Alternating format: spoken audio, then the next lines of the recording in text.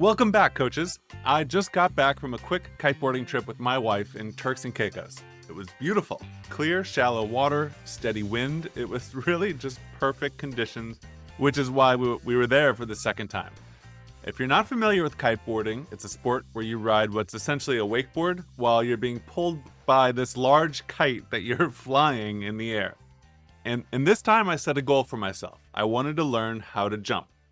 In the world of kiteboarding, jumping is kind of a big deal. It's what you notice when you're walking on the beach and you see other people kiteboarding. Jumping is what looks really amazing, looks really fun. It looks effortless and graceful when someone else does it, but let me tell you, it does not feel effortless when I first tried it. The first few attempts were ugly. I wiped out hard. I mistimed the kite. You have to bring the kite all the way up above you, which is called noon, like the time on a clock. And I didn't commit fully. Sometimes I just lift off the water and immediately come crashing back down.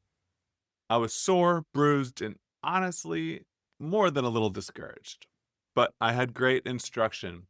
And each time I'd go out and I'd try again, I would still fail, but failing better each time. And eventually something clicked. I sent the kite up to noon, which is directly overhead. I leaned way back, pull the bar in, which is how you get more pull from the kite. And I was just in the air. Not out of control, just gliding. And suddenly, the thing that felt so hard and scary and impossible just a few days earlier felt almost easy, fun even. That's what happens when practice and structure meet persistence. It's a system. And it hit me while I was explaining all this to my wife. This is exactly what it's like to build your coaching business.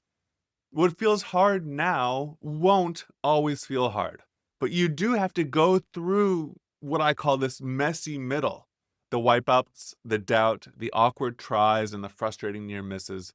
You've got to keep showing up, keep adjusting, keep going. Because eventually it clicks. And that thing that you thought you'd never figure out, it starts to feel like second nature. And that is where the magic lives. This episode is the 5 signs that your coaching business is actually on the right track, even though it feels terrible. Let's start. So this is the first one. It's often the most misunderstood signs that your coaching business is actually on the right track. It feels really hard. You might think that discomfort, doubt, and even fear are signs that you're doing something wrong, but they're not. They are signs that you're growing. If content creation, signing clients, or even just showing up online feels awkward right now, or you're uncertain, it does not mean that you're off track. It means you're in what I call this messy middle. The place where you've already said yes to building a real business, but the results haven't caught up to that yet. The messy middle. Yes, it's uncomfortable. There are obstacles. It feels like you're in that Dr. Seuss book, Oh, the Places You'll Go. But all the uncomfortable stuff and disappointing results, or maybe just crickets sometimes, are not necessarily red flags. They are, in fact, definitely a rite of passage. When I was learning to jump during my kiteboarding trip, I felt totally out of control. You're supposed to gain speed. This is how you start. You start by gaining speed, go fast. And only when you're going fast enough can you carve the board hard and bring the kite higher up in the sky, which is this really awkward position. I definitely had some thoughts creep into my head. Is there even any chance of this working out? Am I too old for this? If I go home with my arm in a cast, will that have been worth it? But what I eventually realized is that those feelings are part of the learning. They weren't a signal to stop. They were a signal that I was on the edge of something new. It's the same in business. If you feel uncomfortable right now, if you're second guessing your offer, overthinking your content, or wondering if anyone even wants your skill set, it doesn't mean that you're not a good coach. It doesn't mean you're not cut out for this. It means you're doing the brave work of stepping into the unknown. You're building something new. And yes, that is uncomfortable. But that discomfort is what happens right before things click. So if you're in that space now, take a breath. You're not behind. You're on your way. Keep going. That is my message for you. That brings me to sign number 2. You're starting to notice what feels hard. This next sign might not feel like progress, but it is. It's when you start noticing what specifically feels hard. When you begin to see patterns like what's working and what's not. You're building awareness. And that awareness is a huge step forward. It's what gives you the ability to make better decisions and build smarter systems in your business. Let me give you an example from kiteboarding. When I was learning how to jump, it took me a while to even understand why I was crashing. But then I started noticing, and the more I did it, I could see what was going wrong. The kite reached noon directly overhead before I was carving hard enough. And they have to happen at the same time. So just by figuring that out, it didn't solve everything, but it gave me something specific to work on. And the same goes for your coaching business. Maybe you're realizing that the copywriting around your offer isn't specific enough, or that your message isn't as consistent as it could be. That's not failure, that's clarity. That really is progress. Finding how to make your coaching business attract the right clients is a series of adjustments. For years, with a client, we had been running a meta ad to her lead magnet that was a podcast companion guide. We were working on her overall messaging and realized that just by changing the name, it would let people decide earlier on if the guide was something they were interested in or not. They could, as soon as they heard the name, they knew if it was for them or not. By changing the name of that guide to specifically mention the problem that this coach helps people with, it ended up immediately lowering the cost of the ads. And these people were more likely to engage with her email nurture sequence, which was the next step after they opt in to the lead magnet. We saw the open rates and click rates go up. It was just one step in this progression of getting better and better. That's an example of how when you can see what specifically is not working, you're one step closer to building something that does. Sign number 3 is that you're taking action. If you're posting, emailing your list, or getting on consult calls, even if it all feels messy or uncertain, that is a win. Every piece of content you create, every email you send, every conversation you have, it's all part of the learning curve. It doesn't have to be perfect. You do just have to keep moving. Let me give you an example from my own business. I'd helped clients launch their podcasts for years. Like, I know how to do every step of the podcast creation process. But when it came time for me to start my podcast, when it was my time to do it for myself, it took me a full week to produce that first episode. I overthought everything. I rewrote the outline 5 times. I recorded and deleted and re-recorded. It was rough. It was not fun.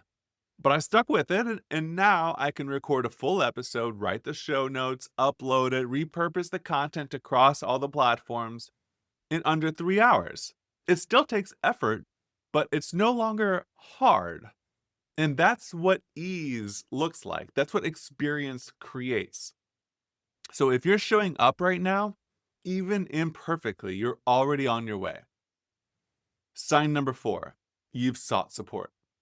This next one might surprise you because if you've hired a coach, joined a program, or even just found a supportive group, that means that you're serious about building your business.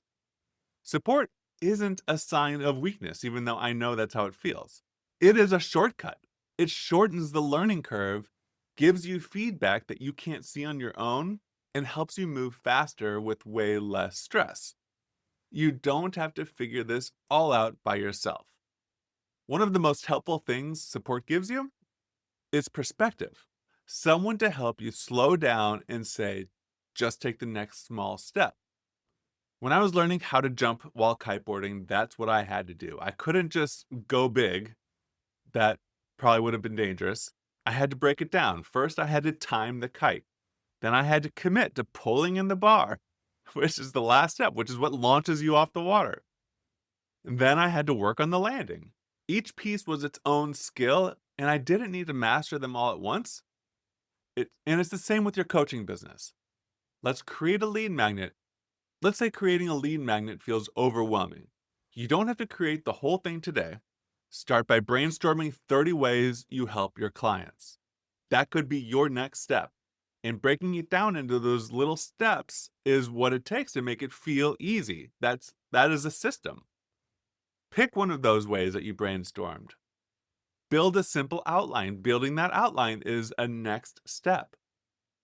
And it's that process over and over again. That's it. Momentum comes from clarity, and clarity comes from action plus support. If you've already sought help, you're further along than you think. Sign number 5, you're building structure and repeating key actions. If you've started building some structure into your business and you're repeating key actions consistently, you're on your way to real sustainable results. It's just like kiteboarding. You don't get better at jumping by watching YouTube videos or reading how-tos. You get better by doing the reps over and over. Structure and repetition are what turn effort into mastery. It's the same with your coaching business. You get better by repeating your core message, by practicing consult calls, by refining your offer as you learn what resonates most with your people. And this is exactly what my 6-step system is designed to help you do. Define your offers. Ideally, there's 3 of them. Build the lead magnet. 3, nurture with emails. 4, create weekly content. 5, make consistent offers. 6, send steady traffic. When you repeat that structure, your business grows, your skills sharpen, and what once felt hard starts to feel natural. This is the phase where momentum builds, because you've stopped starting over and starting building on purpose. When you're working in this one direction, over time, that effort turns into momentum. So if your coaching business, it feels hard right now, that doesn't mean you're doing it wrong. In fact, it probably means you're doing it exactly right. You're just in this messy middle, the part where things are still clicking into place. Keep showing up, keep doing the reps, and don't be afraid to ask for support. That's how you move through this phase. Because ease, that comes after structure, after persistence, after you've built the muscle. You're not off track, you're building something real. That's it for today. I'll see you next week.